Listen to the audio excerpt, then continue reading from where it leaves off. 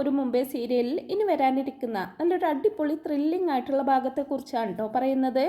അപ്പോൾ ഞാൻ ഈ പറഞ്ഞുകൊണ്ടിരിക്കുന്ന ഈ ഒരു സ്റ്റോറി നിങ്ങൾക്ക് ഇഷ്ടപ്പെടുന്നുണ്ടെങ്കിൽ ഈ വീഡിയോ ഒന്ന് ലൈക്ക് ചെയ്തും കൂടെ തന്നെ ഒന്ന് ഹൈപ്പ് ചെയ്തും സപ്പോർട്ട് ചെയ്യണേ ഫ്രണ്ട്സ്. ലീന തൻ്റെ ഉത്തരവാദിത്തങ്ങളൊക്കെ ഏകദേശം പൂർത്തിയാക്കിയതിന് ശേഷം തൻ്റെ ഏറ്റവും വലിയൊരു സ്വപ്നം, തൻ്റെ ഏറ്റവും വലിയൊരു ആഗ്രഹം സ്റ്റാൻലി പപ്പയോട് പറയുകയാണ്. അതായത് സ്നേഹനികേതനം എന്ന ഓർഫനേജ്, താൻ വളർന്നു വന്നിരുന്ന ആ ഓർഫനേജ് തനിക്ക് സ്വന്തമായിട്ട് ഏറ്റെടുത്ത് നടത്തണമെന്നും അവിടെ അന്തേവാസികളെ പരിചരിച്ച് ഇനിയുള്ള കാലം ജീവിക്കണമെന്നും. എന്നാൽ സ്റ്റാൻലിക്ക് അലീനയുടെ ഈ തീരുമാനത്തോട് ഒട്ടും തന്നെ യോജിക്കാനാവില്ല. അയാൾ ആദ്യമൊക്കെ ഒരുപാട് എതിർക്കുന്നുണ്ടെങ്കിലും അലീനയുടെ നിർബന്ധത്തിന് വഴങ്ങി ആ സ്നേഹനികേതനം എന്ന ഓർഫനേജും ആ കെട്ടിടവും അലീനയുടെ പേരിൽ വാങ്ങിക്കൊടുക്കുന്നുണ്ട്. അങ്ങനെ ഒരുപാട് ഭാഗത്ത് നിന്ന് എതിർപ്പുണ്ടായിരുന്നെങ്കിലും അലീന അതെല്ലാം മറികടന്ന് സ്നേഹനികേതനം എന്ന ഓർഫനേജ് ഏറ്റെടുത്ത് നടത്തുവാണ്. സമയമൊക്കെ സത്യങ്ങളെല്ലാം അറിഞ്ഞ വൈജയന്തി ആരെയും നേരിടാനാവാതെ അല്പം മനസ്സമാധാനത്തിന് വേണ്ടി ഒരു ആശ്രമത്തിലെ അന്തേവാസിയായി കഴിയുമായിരിക്കും. അലീനയടക്കം പലരും വൈജയന്തിയെ അവിടെ പോയി വിളിച്ചുവെങ്കിലും അവരെ ഒന്ന് കാണാനോ തിരിച്ചു വരാനോ വൈജയന്തി കൂട്ടാക്കിയില്ല. എന്നാൽ ഒരാഴ്ചയോളം അവിടെ താമസിച്ചിട്ടും വൈജയന്തിക്ക് വേണ്ടത്ര മനഃശാന്തി ലഭിക്കാത്തത് കൊണ്ട് തന്നെ അവിടുത്തെ ഗുരുവിൻ്റെ നിർദ്ദേശപ്രകാരം വൈജയന്തി തിരികെ വരാൻ തീരുമാനിക്കുവാണ്. അതേസമയം സ്നേഹനികേതനം നടത്തിക്കൊണ്ടിരിക്കുവാണ് അലീന. അലീനയ്ക്ക് എല്ലാ സഹായത്തിനും ഔദക്കുട്ടി ചായനും കൂടെയുണ്ട്. ഒരാഴ്ച കൊണ്ട് തന്നെ സ്നേഹനികേതനത്തിലെ അന്തേവാസികളുടെ എണ്ണം വർദ്ധിച്ചിരുന്നു. അവരിൽ 7 പേർ നിരാലംബരായ പെൺകുട്ടികളടക്കമുള്ള സ്ത്രീകളാണ്. അലീനയെ സഹായിക്കാനായിട്ട് ഇടയ്ക്കിടയ്ക്ക് രേവതിക്കുട്ടിയും എത്താറുണ്ട്. അങ്ങനെ ഇരിക്കെ ഒരു ദിവസം അലീനയും രേവതിക്കുട്ടിയും കൂടി ഭക്ഷണം കഴിക്കാനിരിക്കുമ്പോഴായിരിക്കും ബബിതയുടെ ഫോൺ കോൾ വരുന്നത്. ബബിതയുടെ ഫോൺ അറ്റൻഡ് ചെയ്തുകൊണ്ട് അലീന ഹെഡ്സെറ്റ് എടുത്ത് ചെവിയിൽ തിരുകി. മോളു, നീ ഊണ് കഴിച്ചോ? അവൾ ചോദിച്ചു. അലീന ചേച്ചി, ഇവിടെ ഒരു അത്ഭുതം സംഭവിച്ചു. ബബിതയുടെ അത്യാഹ്ലാദം നിറഞ്ഞ ശബ്ദം അവൾ കേട്ടു. സംഭവിച്ചു കഴിഞ്ഞോ അതോ സംഭവിച്ചുകൊണ്ടിരിക്കുന്നതേയുള്ളോ? അലീന ചോദിച്ചു. അമ്മ തിരിച്ചു വന്നു അലീന ചേച്ചി. അലീന ഇരുന്നിടത്ത് നിന്നും എഴുന്നേറ്റു. ദേ, അരമണിക്കൂറേ ആയിട്ടുള്ളൂ. സത്യമാണോ മോളെ നീ പറയുന്നത്? സത്യം. എനിക്ക് പോലും വിശ്വസിക്കാൻ പറ്റിയില്ല. അപ്പോൾ പിന്നെ അലീന ചേച്ചിയുടെ കാര്യം പറയണോ? വേണ്ട വേണ്ട, നീ ഇടക്ക് കയറണ്ട, ആദ്യം മുതലേ പറ. അലീന ഉദ്വേഗഭരിതയായി. ഊണ് കഴിഞ്ഞിട്ട് ടേബിൾ വൃത്തിയാക്കിക്കൊണ്ട് നിൽക്കുമ്പം ഒരു കോളിംഗ് ബെൽ. ചെന്ന് ജനലിലൂടെ നോക്കുമ്പോൾ ഒരു ഓട്ടോ തിരിച്ചു പോകുന്നു. സിറ്റ് ഔട്ടിൽ അമ്മ ടീ പോയിന്ന് ഒരു ന്യൂസ് പേപ്പർ എടുത്ത് മറിച്ചു നോക്കുന്നു. ഞാനാണെങ്കിൽ ഇലക്ട്രിക് ഷോക്ക് അടിച്ചതുപോലെ നിന്നുപോയി. കരയണോ ചിരിക്കണോ എന്നറിഞ്ഞൂടാ. ഞാൻ വാതിൽ തുറന്നപ്പം അമ്മ ചോദിച്ചു, വാടക വീട്ടിൽ നിന്ന് ഇങ്ങോട്ട് താമസം മാറിയത് എന്നാണെന്ന്. ഞാൻ പറഞ്ഞു കുറേ നാളായെന്ന്. എന്നിട്ട് എന്തുണ്ടായി? നീ എന്താ നിർത്തിയത്? അത് പിന്നെ എനിക്ക് ശ്വാസം എടുക്കണ്ടായോ? എന്നിട്ടെന്താ? ഒന്നുമില്ല. ആരെ പറ്റിയും ഒരു അക്ഷരം പോലും ചോദിച്ചില്ല. അമ്മയ്ക്ക് വിശക്കുന്നുണ്ടെന്ന് പറഞ്ഞു. ഞാൻ ചോറ് വിളമ്പിക്കൊടുത്തു. അമ്മ അങ്ങ് തണുത്തു പോയതുപോലെ തോന്നി. എന്നാലും ചോറും കറിയുമൊക്കെ നന്നായിരിക്കുന്നെന്ന് പറഞ്ഞു. അമ്മ അങ്ങ് മാറിപ്പോയി ചേച്ചി. സ്വരം പോലും മാറിപ്പോയി. അമ്മ പണ്ടത്തെക്കാൾ ചെറുതായി. ഒക്കെ നിനക്ക് തോന്നിയതായിരിക്കും. അമ്മ വേറെ ഒന്നും സംസാരിച്ചില്ലേ മോളൂ? ഊണ് കഴിഞ്ഞിട്ട് എൻ്റെ അടുത്ത് വന്നു. നീ വീട് നന്നായിട്ട് നോക്കുന്നുണ്ടല്ലേ എന്നും പറഞ്ഞു. എന്നിട്ട് എൻ്റെ തോളത്ത് പിടിച്ച് മുഖത്തോട്ട് നോക്കി കുറച്ച് സമയം നിന്നു. എനിക്ക് അമ്മയോട് ദേഷ്യമുണ്ടോ എന്ന് ചോദിച്ചു. എനിക്ക് കരച്ചിൽ വന്നു ചേച്ചി. ഞാൻ പറഞ്ഞു ഇല്ലാന്ന്. ഞാനൊന്ന് കിടക്കട്ടെ എന്ന് പറഞ്ഞ് അമ്മ പോയി കിടന്നു. അലീന ഫോണും കയ്യിൽ പിടിച്ച് അതിലേക്ക് തന്നെ നോക്കിക്കൊണ്ടിരുന്നു. അവളുടെ മുഖത്തെ ഭാവം ദുഃഖമോ നൈരാശ്യമോ എന്ന് രേവതിക്കുട്ടിക്ക് മനസ്സിലായില്ല. അലീന ചേച്ചി, ബബിതയുടെ വിളി വന്നു. പറഞ്ഞോ മോളൂ? അമ്മയുണ്ടല്ലോ. അമ്മ സ്വന്തം വീട്ടിലേക്ക് വന്ന പോലെയല്ല അലീന ചേച്ചി, വേറൊരു വീട്ടിൽ നിന്ന് ഗസ്റ്റ് ആയിട്ട് വന്നതുപോലെ, എല്ലാവരെയും ഒന്ന് കാണാൻ വേണ്ടി മാത്രം വന്ന പോലെ. അങ്ങനെയൊന്നും അമ്മ പറഞ്ഞില്ലല്ലോ. എനിക്കങ്ങനെ തോന്നി. അമ്മയുടെ ഒരു മട്ടും മാതിരിയും ഒക്കെ അങ്ങനെയാ. നീ സമാധാനമായിട്ടിരിക്കെ. അമ്മ എന്തായാലും വീട്ടിലുണ്ടല്ലോ. അലീന ചേച്ചി വരുവോ ഇങ്ങോട്ട്? എന്താ ചെയ്യേണ്ടതെന്ന് എനിക്കും അറിയില്ലല്ലോ മോളൂ. അല്ലെങ്കിലും അവിടെ വെച്ചൊരു കൂടിക്കാഴ്ച വേണ്ട? അച്ഛൻ്റെ മനസ്സ് കൂടി നമ്മൾ കാണണ്ടേ? അമ്മയും അലീന ചേച്ചിയും തമ്മിൽ ഇവിടെ അച്ഛൻ്റെ മുന്നിൽ വെച്ച് എത്രയോ തവണ തമ്മിൽ കണ്ടിരിക്കുന്നു. അങ്ങനെ ഒരു കൂടിക്കാഴ്ചയല്ലല്ലോ ഇനി. എന്താ ചെയ്യേണ്ടതെന്ന് ഞാൻ പപ്പയോട് കൂടി ചോദിക്കട്ടെ. ഈ അമ്മയുടെ കാര്യങ്ങളൊക്കെ നല്ല പോലെ ശ്രദ്ധിക്കണം. അമ്മയ്ക്ക് ഒട്ടും പോരായ്മ തോന്നരുത്. ഞാൻ നോക്കിക്കൊള്ളാം ചേച്ചി. ഇടയ്ക്കിടയ്ക്ക് ഞാൻ നിന്നെ വിളിച്ചോളാം കേട്ടോ. അമ്മ വന്നു എന്ന് അച്ഛൻ അറിഞ്ഞോ? ഇല്ല, ഞാൻ ചേച്ചിയെയാ ആദ്യം വിളിച്ചത്. അച്ഛനെ വിളിച്ചു പറയണം. അച്ഛന് മാനസികമായിട്ട് തയ്യാറെടുക്കണ്ടേ? കൊല്ലപ്പള്ളിയിലും വിളിച്ചു പറയണം. അതൊക്കെ ഞാൻ പറഞ്ഞോളാം ചേച്ചി. ശരി, വെക്കട്ടെ എന്ന് പറഞ്ഞുകൊണ്ട് ഫോൺ കട്ട് ചെയ്യുവാണ് അലീന. തുടർന്ന് ബബിത ബാലചന്ദ്രനെയും വിളിച്ച് അമ്മ തിരിച്ചെത്തിയ കാര്യം പറയുന്നുണ്ട്. ശിവശങ്കര മേനോൻ 3 തവണ ശ്രമിച്ചിട്ടാണ് ഗംഗാധര മേനോൻ്റെ ഫോണിലേക്ക് കണക്ഷൻ കിട്ടിയത്. ഹലോ ഗംഗേട്ടാ. നീ പറഞ്ഞോ ശിവ. എന്ത് തിരിച്ചെത്തി ഗംഗേട്ടാ? എവിടെ? എപ്പോൾ? ഇന്നുച്ചയ്ക്ക്. ഇപ്പോൾ കടപ്പാട്ടൂരുണ്ട്. ബബിതയെ വിളിച്ചു പറഞ്ഞത്. ശ്രീകുമാറിൻ്റെ അടുത്ത് നിന്ന് കാർ എടുത്തിട്ടില്ല, ബസ്സിലാണ് വന്നതെന്ന് പറഞ്ഞു. വന്നിട്ടെന്താ? ബബിത മാത്രമല്ലേ ഉള്ളൂ അവിടെ? ഊണ് കഴിച്ചിട്ട് കിടന്നു. ജയന്തി എന്തെങ്കിലും പറഞ്ഞോ? ഒന്നും സംസാരിച്ചില്ല. അതാ ഒരു പിടിയും കിട്ടാത്തത്. അവളുടെ ആറ്റിറ്റ്യൂഡ് എന്താണെന്ന് ഒന്നും അറിയില്ല ഗംഗേട്ടാ. ഗംഗേട്ടൻ നാളെ ഒന്ന് ഇവിടെ വരെ വരുമോ? ഞാൻ എന്തിനാ വരുന്നത്? അവൾ പോയി തിരിച്ചു വന്നു, അത്രയല്ലേ ഉള്ളൂ.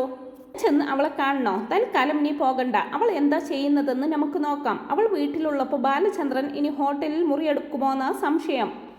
ഏതായാലും ഇന്നൊരു ദിവസം നമ്മൾ ഒന്നിലും ഇടപെടണ്ടെന്ന് പറഞ്ഞുകൊണ്ട് ഏട്ടനും അനിയനും ഫോൺ കട്ട് ചെയ്യുവാണ്.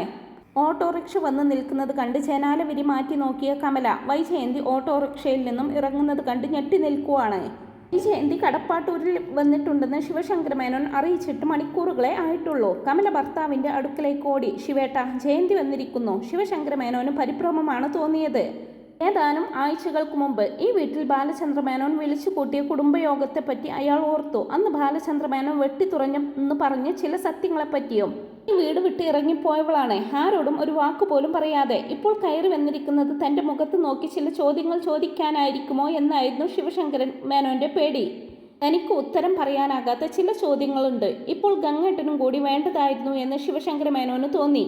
നീ എന്തായാലും ചെന്ന് അവളോട് സംസാരിക്കേ, ഞാൻ അങ്ങോട്ട് വന്നോളാം. ശിവശങ്കര മേനോൻ കമലയെ പറഞ്ഞയച്ചു. ഡോർ ബെല്ലടിച്ച് കാത്തു നിൽക്കുകയായിരുന്നു വൈജയന്തി. കമല വാതിൽ തുറന്നു. ശാന്തയായൊരു മന്ദഹാസത്തോടെ വൈജയന്തി, നീ എവിടെയായിരുന്നു ജയന്തി? നിന്നെപ്പറ്റി ഒരു അറിവുമില്ലാതെ ഇവിടെയുള്ളവർ എന്തുമാത്രം വിഷമിച്ചു. നിന്നെ ഒന്ന് കാണാൻ ശിവേട്ടനും ഗംഗേട്ടനും ഒക്കെ എത്ര തവണ തിരുവനന്തപുരത്ത് വന്നു. ആരോടും ഒരു വാക്കുപോലും പറയാതെ നീ എവിടെ പോയതായിരുന്നു? ശിവേട്ടനില്ലേ ഇവിടെ? ഇവിടെ എവിടെയോ ഉണ്ടായിരുന്നു. കമല വെറുതെ അങ്ങിങ്ങ് നോക്കി. നീ കടപ്പാട്ടൂര് വന്നിട്ടുണ്ടായിരുന്നെന്ന് ഞങ്ങൾ അറിഞ്ഞു. അല്ല, അമ്മയ്ക്കിപ്പം എങ്ങനെയുണ്ട്? അമ്മ സുഖമായിട്ടിരിക്കുന്നു. ഇല്ലെങ്കിൽ നമുക്ക് കിടക്കപ്പൊറുതിയുണ്ടോ? നീ അങ്ങോട്ട് ഇരിക്കേ, അമ്മയെ ഒന്ന് കണ്ടിട്ട് വരാമെന്നും പറഞ്ഞുകൊണ്ട് വൈജയന്തി നേരെ സൗദാമിനി അമ്മയുടെ മുറിയിലേക്ക് പോയി. ആരോ വരുന്ന കാലൊച്ച കേട്ട് കാതോർത്ത് വാതിൽ നിന്ന് ഇറക്കുമുഖം തിരിച്ചു നോക്കുകയായിരുന്നു സൗദാമിനി അമ്മ. മുറിയിൽ വെളിച്ചം കുറവായതിനാൽ വാതിൽ കടന്നയുടനെ വൈജയന്തി ലൈറ്റിട്ടു. അമ്മ കട്ടിലിൽ തലയണകൾക്ക് മീതെ ശിരസ്സുയർത്തി വെച്ച് കിടക്കുന്നത് അവൾ കണ്ടു. കട്ടിലിനരികെ ചെന്ന് നിന്ന് ആപാദചൂടം അമ്മയെ ഒന്ന് നോക്കി മെല്ലെ കട്ടിലിൽ ഇരുന്നു. വൈജയന്തി അമ്മയെ നോക്കി മന്ദസ്മിതം തൂകി. അമ്മ നന്നായിരിക്കുന്നുവല്ലോ, അവൾ ശാന്തസ്വരത്തിൽ പറഞ്ഞു. അങ്ങനെ ഒരു വാക്ക് അവളിൽ നിന്ന് സൗദാമിനി അമ്മ കേട്ടിട്ടുണ്ടായിരുന്നില്ല. കൊല്ലപ്പള്ളിയിൽ എപ്പോൾ വന്നാലും അമ്മയുടെ ഒരു കോലം കണ്ടാൽ മതിയല്ലോ, അമ്മയ്ക്ക് ആരും തിന്നാനും കുടിക്കാനും ഒന്നും തരുന്നില്ലേ, ഇങ്ങനെയായിരുന്നു വൈജയന്തി പറയാറ്. ആ ശബ്ദം അതിൻ്റെ ലക്ഷ്യസ്ഥാനമായ കമലയുടെ ചെവിയിൽ വരെ എത്തുകയും ചെയ്യും. അമ്മ എഴുന്നേൽക്കാൻ ബന്ധപ്പെടുന്നത് കണ്ട് വൈജയന്തി താങ്ങിപ്പിടിച്ച് എഴുന്നേൽപ്പിച്ചിരുത്തി. സൗദാമിനി അമ്മ വൈജയന്തിയെ നോക്കി. മകൾക്ക് അമ്മയോടുള്ളതിനേക്കാൾ അലിവ് അമ്മയ്ക്ക് മകളോടായിരുന്നു. അവർ ശബ്ദമില്ലാതെ കരഞ്ഞുകൊണ്ട് വിറകൊള്ളുന്ന കരങ്ങളാൽ മകളെ കെട്ടിപ്പിടിച്ചു. അഗ്നി പരീക്ഷകളും ദുഃഖസമുദ്രങ്ങളും താണ്ടിയാണ് തൻ്റെ മകൾ വന്നിരിക്കുന്നതെന്ന ഓർമ്മയിൽ സൗദാമിനി അമ്മയുടെ ഹൃദയം വേദനാഭരിതമായി. വൈജയന്തി അമ്മയെ ആശ്വസിപ്പിക്കാൻ അവരുടെ പുറത്ത് മൃദുവായി തട്ടിക്കൊണ്ടിരുന്നു. സങ്കടം തെല്ലൊതുങ്ങിയപ്പോൾ സൗദാമിനി അമ്മ വിറയാർന്ന സ്വരത്തിൽ ചോദിച്ചു, നീ അവളെ കണ്ടോ മോളെ? ആരെ എന്നൊന്നും വൈജയന്തി ചോദിച്ചില്ല. ഇല്ല എന്ന് മാത്രം ഉത്തരം പറഞ്ഞു. കാണണ്ടേ? അമ്മയെ പിടിച്ചിരുന്ന കൈകൾ ഒന്നുകൂടി മുറുകി. അർത്ഥഗർഭമായ മൗനത്തിന്റെ മുഴക്കം നിമിഷങ്ങളെ പിടിച്ചുലച്ചു കൊണ്ടിരുന്നു. വൈജയന്തിയുടെ തോളിൽ നിന്ന് മുഖമെടുത്തിട്ട് സൗദാമിനി അമ്മ അവളെ തന്നെ ഉറ്റുനോക്കി. ബാലനെ നീ കണ്ടായിരുന്നോ? ഇല്ല, ബബിത മാത്രമേ ഉള്ളൂ വീട്ടിൽ. നീ വന്നത് അവൻ അറിഞ്ഞോ? ബബിത വിളിച്ചു പറഞ്ഞിട്ടുണ്ടാകും. അവന്റെ മനസ്സിൽ എന്താണെന്ന് അറിയാവോ? ആ ചോദ്യത്തിന് മാത്രം ഉത്തരം കിട്ടിയില്ല. സൗദാമിനി അമ്മയ്ക്ക് ഇതുവരെ മകൾ തിരിച്ചു വന്നാൽ മതിയെന്നേ ഉണ്ടായിരുന്നുള്ളൂ. ഇപ്പോൾ അതിനേക്കാൾ വലിയ ആശങ്കയാണ് മനസ്സിൽ. ബാലചന്ദ്രന്റെ നിലപാട് എന്തായിരിക്കും? സ്വന്തം ഭാര്യയും അവളുടെ സ്വന്തക്കാരും ചേർന്ന് കാട്ടിയ കൊടിയ വഞ്ചന തിരിച്ചറിഞ്ഞവനാണവൻ. മനസ്സിലാക്കിയിട്ടെന്നോണം വൈജയന്തി പറഞ്ഞു. അമ്മ വിഷമിക്കണ്ട. അവൾ അമ്മയുടെ ശിരസിൽ തലോടി. സൗദാമിനി അമ്മക്ക് അലീനയെ പറ്റി പറയണമെന്നുണ്ടായിരുന്നു. ഒരുപാട് പറയാനുണ്ട്. ഒരു പക്ഷെ ഒന്നും പറയാതിരിക്കുന്നത് വളരെയധികം പറയുന്നതിനേക്കാൾ അർത്ഥവത്താണെന്ന് അവർക്ക് തോന്നി. തനിക്ക് അറിയുന്നതിനേക്കാളും എത്രയോ കൂടുതലായി ഇപ്പോൾ തൻ്റെ മകൾക്ക് അറിയുമായിരിക്കും. ഭയാശങ്കകളൊന്നുമില്ല വൈജയന്തിയുടെ മുഖത്ത്. എല്ലാ തടസ്സങ്ങളെയും കടന്നു പോകാൻ അവൾക്ക് കഴിയുമെന്ന് തോന്നുന്ന ഒരു ഭാവം സൗദാമിനി അമ്മ കണ്ടു. വൈജയന്തിയുടെ കണ്ണിൽ സദാ കത്തി നിന്നിരുന്ന കലാപാഗ്നി ഇപ്പോൾ കാണാനില്ല. പകരം ഒരു തണുത്ത ശാന്തത മാത്രം. അമ്മ സങ്കടപ്പെടരുത്, സമാധാനമായിട്ടിരിക്കണം, വൈജയന്തി പതിയെ പറഞ്ഞു. ഈ സമയം വൈജയന്തിയെ എങ്ങനെ നേരിടണമെന്ന് മനസ്സാ തയ്യാറെടുക്കുകയായിരുന്നു ശിവശങ്കര മേനോൻ. ഞാൻ അസ്വസ്ഥനായിട്ട് മുറിയിൽ അങ്ങോട്ടും ഇങ്ങോട്ടും നടന്നു. 25 വർഷം മുമ്പ് നിങ്ങൾ എന്തിനാണ് എന്നോട് ഇങ്ങനെ ഒരു ചതി ചെയ്തു എന്ന് അവൾ ചോദിച്ചാൽ എന്ത് മറുപടി പറയേണ്ടി വരും? ടാൻഡിയുടെ വിവാഹം നടന്നു എന്ന് കള്ളം പറഞ്ഞ് എന്തിനൊരു തട്ടിപ്പ് നടത്തി? ഞാൻ പ്രസവിച്ച കുഞ്ഞ് മരിച്ചുപോയി എന്ന് തെറ്റിദ്ധരിപ്പിച്ച് ഇത്രയും കാലം എന്തിന് എന്നോട് ഇത്രയും ക്രൂരത കാട്ടി? ഇനിയും ഉണ്ടാകും ചോദ്യങ്ങൾ. അവ എണ്ണമറ്റതാണ്. ആലോചിച്ച് ശിവശങ്കര മേനോന്റെ നെറ്റി വിയർത്തു. കമല ഊണുമുറിയിൽ നിൽക്കുകയായിരുന്നു. അമ്മയുടെ മുറിയിൽ നിന്ന് വൈജയന്തി അങ്ങോട്ടാണ് വന്നത്. നിനക്ക് ചായ വേണ്ടേ ജയന്തി? ഞാൻ എടുത്തിട്ടുണ്ട്. കമല കിച്ചണിലേക്ക് കയറി. വൈജയന്തി പിറകെ ചെന്ന് അവിടെ കിടന്ന ഒരു സ്റ്റൂളിന്മേൽ ഇരുന്നു. കമല എടുത്തു വെച്ചിരുന്ന ചായ കപ്പിലൊഴിച്ച് വൈജയന്തിക്ക് കൊടുത്തു. വൈജയന്തി നന്ദി പറഞ്ഞ് അത് വാങ്ങി കുടിച്ചു. കമലക്ക് അത്ഭുതമായിരുന്നു. എപ്പോൾ കൊല്ലപ്പള്ളിക്ക് വന്നാലും വൈജയന്തി അടുക്കളയിൽ കയറി തപ്പിത്തിരിഞ്ഞ് നടക്കും.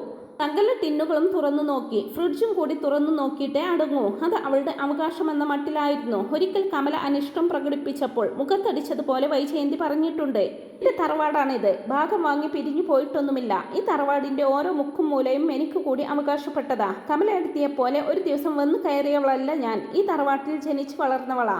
കമല അതെല്ലാം ഓർത്തുകൊണ്ട് വൈജയന്തിയെ തന്നെ നോക്കി നിൽക്കുവാണ്. വൈജയന്തി ചായ കുടിച്ചുകൊണ്ടിരിക്കെ ശിവശങ്കര മേനോൻ അങ്ങോട്ട് വന്നു. വൈജയന്തി എഴുന്നേറ്റു. നീ വന്നോന്ന് കമല പറഞ്ഞു. ഇപ്പം വന്നതേ ഉള്ളൂ ശിവേട്ട, അമ്മയെ കണ്ടു.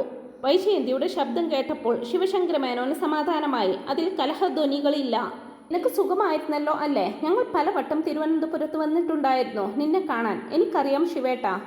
കടപ്പാട്ടൂർ ചെന്നിട്ട് ശിവശങ്കര മേനോൻ അർദ്ധശക്തിയിൽ നിർത്തി. ഊണ് കഴിച്ചു. കിടന്ന് അല്പം മയങ്ങി. പിന്നെ ഇങ്ങോട്ട് പോന്നു. ശ്രീകുമാറിന്റെ അടുത്ത് നിന്ന് നീ കാറെടുത്തില്ലല്ലോ? എനിക്കെന്തോ അങ്ങോട്ട് പോകാൻ തോന്നിയില്ല. അവരെ ഞാൻ കുറെ ബുദ്ധിമുട്ടിച്ചു. ഇവിടെ വാടക വീട്ടിൽ നിന്റെ കുറെ സാധനങ്ങൾ ഇരിപ്പില്ലേ, അതൊക്കെ എടുക്കണം. ചായ കുടിച്ച ശേഷം വൈജയന്തി കപ്പ് കമലയെ ഏൽപ്പിച്ചു. കമല അവൾക്ക് വേണ്ടി പ്ലേറ്റിൽ എടുത്തു വെച്ച ഉപ്പേരിയും ശർക്കര വരട്ടിയും അങ്ങനെ തന്നെ ഇരിക്കുന്നു. നീ VRS എടുക്കുകയാണെന്ന് അറിഞ്ഞോ? ഇനി ജോലി വേണ്ടെന്നാണോ? ശിവശങ്കര മേനോൻ അവളുടെ മറുപടിക്കായി അല്പനേരം കാത്തു. ഇനിയുമുണ്ട് 8 വർഷം. എന്നാലും ജീവിതം പിന്നെയും ബാക്കി കിടക്കും. ബുദ്ധിമോശം കാണിക്കരുത്. UGC സ്കെയിൽ അനുസരിച്ച് ഇപ്പോൾ തന്നെയില്ലേ 50,000-നടുത്ത് ശമ്പളം. സർവീസിൽ നിന്ന് പിരിയുമ്പോഴേക്കും അത് 1 ലക്ഷം കവിയും. അതിനും മറുപടിയില്ല. നിനക്ക് ജീവിക്കണ്ടേ ജയന്തി? ബാലചന്ദ്രന്റെ നിലപാട് എന്താണെന്ന് അറിയില്ലല്ലോ. മക്കളാരും ഒരിടത്തും എത്തിയിട്ടുമില്ല. ശിവശങ്കര മേനോൻ വീണ്ടും പറഞ്ഞുകൊണ്ടിരുന്നു. വൈജയന്തി എന്തോ ഓർത്തു നിന്നതിനു ശേഷം ദീർഘമായിട്ട് നിശ്വസിച്ചു. ഞാൻ പോയിക്കോട്ടെ, എല്ലാവരെയും ഒന്ന് കാണണമെന്ന് തോന്നി. വൈജയന്തി ഊണുമുറിയിലേക്ക് നീങ്ങി. ശിവശങ്കര മേനോൻ കുറ്റബോധത്തോടെ അവളെ പിൻചെന്നു. ജയന്തി, അയാൾ അവളുടെ കൈത്തണ്ടയിൽ പിടിച്ചുകൊണ്ട് ക്ഷമാപണ സ്വരത്തിൽ വിളിച്ചു. നിന്നെ ദ്രോഹിക്കണമെന്ന് വിചാരിച്ചല്ല അന്ന് ഞാനും അച്ഛനും ഗംഗേട്ടനും രാവണ്യ അമ്മാവനും എല്ലാം ചേർന്ന്. സാരമില്ല ശിവേട്ട, എനിക്കാരോടും ഒരു വിരോധവുമില്ല. എൻ്റെ വിധി അങ്ങനെയായിപ്പോയി. എന്താ ചെയ്യുക? എല്ലാവരും എന്നെ സ്നേഹിച്ചിട്ടേ ഉള്ളൂ എന്ന് എനിക്കറിയാം. ഞാൻ മാത്രം ആരെയും സ്നേഹിച്ചിട്ടില്ല. എല്ലാവരെയും വിഷമിപ്പിച്ചു. വൈജയന്തിയുടെ ഖണ്ഡമിടറി. എൻ്റെ തെറ്റുകളൊക്കെ പൊറുക്കുക, അതേ പറയാനുള്ളൂ. എല്ലാവരോടും ക്ഷമ ചോദിക്കാനല്ലാതെ ഇനി എന്ത് ചെയ്യും?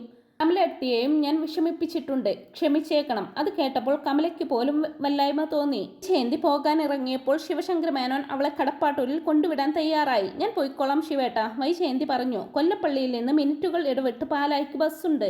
ജയന്തി ടൗൺ വരെ ബസ്സിൽ പോയി. അതിനുശേഷം കടപ്പാട്ടൂരിലേക്ക് ഓട്ടോറിക്ഷയിലും. ഓട്ടോ ചെന്ന് നിന്നപ്പോൾ കൃഷ്ണമോള് സിറ്റൗട്ടിന്റെ തൂണും ചാരി നിൽക്കുന്നത് കണ്ടു. അമ്മ എത്തിയിട്ടുണ്ടെന്നറിഞ്ഞ് അവൾ സ്കൂൾ വിട്ട് വന്നപ്പോൾ മുതൽ കാത്തു നിൽക്കുകയാണ്.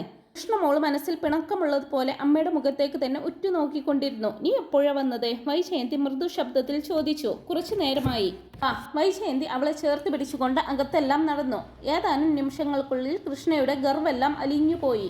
ബാലചന്ദ്രമേനോൻ കട പൂട്ടി ഇറങ്ങിയപ്പോൾ 8:30 മണിയായി. 7 മണിക്ക് കട അടക്കുന്നതാണ്. സ്റ്റോക്ക് എടുത്ത് കണക്കുകൾ ടാലിയാക്കി ഇറങ്ങുമ്പോൾ 8:30-യും 9-ഉം ആകും. അതിനിടയിൽ അയാളുടെ മൊബൈലിലേക്ക് അലീനയുടെ കോൾ വന്നു. അച്ഛൻ എവിടെയാ? കട പൂട്ടി ഇറങ്ങിയോ? ഇറങ്ങി. വീട്ടിലേക്ക് പോവുകയാണോ? അതെ. അച്ഛൻ ടെൻഷനൊന്നുമില്ലല്ലോ? എന്തിന്? ടെൻഷനുണ്ട്, എനിക്ക് മനസ്സിലായി. അറിയുമായിരുന്നെങ്കിൽ പിന്നെന്തിനാ ചോദിച്ചത്? നേരെ വീട്ടിൽ പോണേ അച്ഛാ. ഇടയ്ക്ക് ബാറിലൊന്നും കയറല്ലേ. നിന്നെ കൊണ്ട് ഞാൻ തോറ്റു. നിനക്കെന്താ സ്പൈ വർക്കുണ്ടോ? ബാറിൽ കയറിയോ അച്ഛൻ? ഇല്ല, പാർക്കിങ്ങും കിട്ടിയില്ല. ഇല്ലേ അച്ഛാ, പ്ലീസ്. ഇന്ന് അച്ഛൻ്റെ ജീവിതത്തിലെ ഒരു പ്രധാനപ്പെട്ട ദിവസമാണെന്ന് ഓർക്കണേ. ഇന്നെന്താ പ്രത്യേകത? അമ്മ തിരിച്ചു വന്നില്ലേ? എനിക്കതത്ര പ്രാധാന്യമുള്ളതായിട്ട് തോന്നുന്നില്ല. പിന്നെന്തിനാ അച്ഛൻ കുടിക്കാൻ പോയത്? ഇന്നെനിക്ക് അങ്ങനെ തോന്നി. വേണ്ട അച്ഛാ, പ്ലീസ്. ഞാൻ നിന്നെ പിന്നെ വിളിക്കാമെന്ന് പറഞ്ഞുകൊണ്ട് ബാലചന്ദ്രമേനോൻ കോൾ കട്ട് ചെയ്തു. ഹോട്ടലിന്റെ പിൻഭാഗത്തെ റോഡിലേക്ക് കാർ ഇറക്കിയപ്പോഴേക്കും ഫോണിൽ മെസ്സേജ് വന്നു. അലീന അയച്ചതാണ്. അത് എന്തായിരിക്കുമെന്ന് നോക്കാതെ തന്നെ അയാൾക്ക് അറിയാമായിരുന്നു. ബാലചന്ദ്രമേനോൻ ഡ്രൈവ് ചെയ്ത് വീട്ടിലെത്തി. കൃഷ്ണജയായിരുന്നു വാതിൽ തുറന്നത്. അവൾ അച്ഛനെ സൂക്ഷിച്ചു നോക്കി. അയാൾ കണ്ണുകൊണ്ട് എന്തെന്ന് ആംഗ്യ ഭാഷയിൽ ചോദിച്ചപ്പോൾ അവൾ അതേ മട്ടിൽ കണ്ണടച്ച് ഒന്നുമില്ലെന്ന് ഉത്തരം നൽകി. ബാലചന്ദ്രമേനോൻ ഇടം വലം നോക്കാതെ നേരെ ബെഡ്റൂമിലേക്ക് പോയി. വേഷം മാറി. വാട്ടർ ഹീറ്റർ ഓൺ ചെയ്ത് ഇളം ചൂടിൽ കുളിച്ചു. ഇനി ഊണുമേശയിലാണ് ഒരു കടമ്പ. ബബിത ആഹാരം എടുത്തു വെച്ചിട്ട് വന്ന് വിളിച്ചു. മനസ്സിനെ ബലപ്പെടുത്താൻ ശ്രമിച്ചുകൊണ്ട് ബാലചന്ദ്രമേനോൻ ഊൺമേശയിൽ എത്തി. ഡൈനിങ് ടേബിളിൽ 3 പേർ മാത്രമേ കഴിക്കാനിരുന്നുള്ളൂ. ബാലചന്ദ്രമേനോനും ബബിതയും കൃഷ്ണജയും. വൈജയന്തി എവിടെയെന്ന് ബാലചന്ദ്രമേനോൻ ചോദിച്ചില്ല. ബബിതയോ കൃഷ്ണജയോ പറഞ്ഞുമില്ല. കിച്ചണിൽ ആരുടെയോ സാന്നിധ്യമുണ്ടെന്ന് ബാലചന്ദ്രമേനോൻ തോന്നി. വൈജയന്തി വന്നിട്ടുണ്ടെന്ന് ബബിത അപ്പോൾ തന്നെ ഫോൺ ചെയ്ത് അറിയിച്ചിരുന്നതിനാൽ പ്രത്യേകിച്ച് ഒരു പരാമർശം വേണ്ടി വന്നില്ല. സാധാരണ അവിടുത്തെ ഊണുമേശയിൽ ഉണ്ടാകാറുള്ള സാമാന്യ സംഭാഷണങ്ങൾ മാത്രമേ ഉണ്ടായുള്ളൂ. ബാലചന്ദ്രമേനോൻ ഭക്ഷണം കഴിച്ചെഴുന്നേറ്റ് കൈ കഴുകി തൻ്റെ മുറിയിലേക്ക് പോന്നു. വൈജയന്തി കിച്ചണിൽ നിന്നുകൊണ്ടാണ് ഊണ് കഴിച്ചത്. ബബിതയും കൃഷ്ണജയും വളരെ നിർബന്ധിച്ചിട്ടും വൈജയന്തി ഊണുമുറിയിലേക്ക് വരികയുണ്ടായില്ല. ബാലചന്ദ്രമേനോൻ കഴിക്കാൻ എത്തുന്നതിന് മുമ്പേ തനിക്കുള്ള ഭക്ഷണം വിളമ്പിയെടുത്ത് സ്ലാബിന്മേൽ വെച്ചിരുന്നു വൈജയന്തി. കിടക്കാൻ നേരം വൈജയന്തി ബബിതയുടെ റൂമിലേക്ക് പോയി. അവിടെയാണ് ഇപ്പോൾ കൃഷ്ണജയും കിടക്കുന്നത്. കുട്ടികളെ രണ്ടുപേരെയും വൈജയന്തി തൻ്റെ ഇരുവശത്തുമായി കിടത്തി. കൃഷ്ണജയുടെ നേർക്ക് തിരിഞ്ഞ് അവളുടെ ശിരസ് കൈത്തണ്ടയിൽ എടുത്തു വെച്ച് മുഖത്തേക്ക് നോക്കിക്കൊണ്ട് വൈജയന്തി കിടന്നു. പലപ്പോഴും അവളുടെ പുരികത്തിനു മീതെയും ചെന്നിയിലും വാത്സല്യത്തോടെ വിരലോടിച്ചു. അമ്മയോട് വെറുപ്പൊന്നുമില്ലല്ലോ മോൾക്ക്? വൈജയന്തി തീരെ പതിഞ്ഞ സ്വരത്തിൽ ചോദിച്ചു. ഇല്ല. കൃഷ്ണമോൾക്ക് കരച്ചിൽ വന്നു. ഇത്തരത്തിലൊരു സ്നേഹമൊന്നും ഒരിക്കലും അവൾക്ക് അമ്മയിൽ നിന്നും കിട്ടിയിട്ടുണ്ടായിരുന്നില്ല. കൽപ്പനകളും വഴക്കും ശാസനകളും ശിക്ഷകളുമായിരുന്നു അമ്മ. അച്ഛനോട് ദേഷ്യമുണ്ടോ? അച്ഛനോടും ഇല്ല. വൈജയന്തി അവളുടെ ചുമലിൽ താളം പിടിച്ച് ഉറക്കി. ബബിതയോട് പ്രത്യേകിച്ചൊന്നും ചോദിക്കേണ്ടതില്ലെന്ന് വൈജയന്തിക്ക് അറിയാമായിരുന്നു. എല്ലാ രഹസ്യങ്ങളും അറിഞ്ഞ ശേഷവും അവൾ തന്നോട് കാണിച്ച അലിവും കരുണയും വാത്സല്യവും എത്രയധികമായിരുന്നെന്ന് വൈജയന്തി ഓർമ്മിക്കുന്നുണ്ട്. അതിലടച്ചപ്പോൾ ബോൾട്ട് ഇടണോ വേണ്ടയോ എന്ന് സംശയം ബാലചന്ദ്രമേനോന്റെ മനസ്സിൽ ഒരു വടം വലിയായി രൂപാന്തരപ്പെട്ടു. ബോൾട്ട് ഇടാതെയാണ് ഇത്രയും ദിവസം കിടന്നത്. ബബിത രാത്രിയിൽ ഒരു തവണയെങ്കിലും വന്ന് നോക്കുമായിരുന്നു. അച്ഛൻ ഹൃദ്രോഗിയാണെന്നുള്ള പേടി അവളുടെ മനസ്സിലുണ്ട്. ഒരു വിഷമം വന്നാൽ എഴുന്നേറ്റ് വാതിൽ തുറക്കാൻ കഴിഞ്ഞില്ലെങ്കിലോ എന്ന് ശങ്കിച്ചാണ് ബോൾട്ട് ഇടാതെ കിടക്കുന്നത്. ഇപ്പോൾ വാതിൽ കുറ്റിയിട്ടാൽ അത് ശക്തമായൊരു സന്ദേശമായിരിക്കുമെന്ന് ബാലചന്ദ്രമേനോൻ വിചാരിച്ചു. ഈ വാതിൽ എന്നേക്കുമായി അടച്ചതാണ്. ഇവിടേക്ക് പ്രവേശനമില്ല. ഇതാണ് സന്ദേശം. ഇപ്പോഴത്തെ മാനസികാവസ്ഥ അതാണ് ആഗ്രഹിക്കുന്നതും ആവശ്യപ്പെടുന്നതും. തൻ്റെ മുന്നിൽ വന്നില്ലെങ്കിലും വൈജയന്തി ഈ വീട്ടിലുണ്ട് എന്നതൊരു പരിഹാരമില്ലാത്ത പ്രശ്നമായി അയാൾക്ക് അനുഭവപ്പെട്ടു. അമേധയാ ഇറങ്ങിപ്പോയവൾ തിരിച്ചു വന്നത് എന്തിനാണ്? കുട്ടികളെ നോക്കാൻ വേണ്ടിയാണോ? അതോ അവകാശം പുനഃസ്ഥാപിക്കാനാണോ?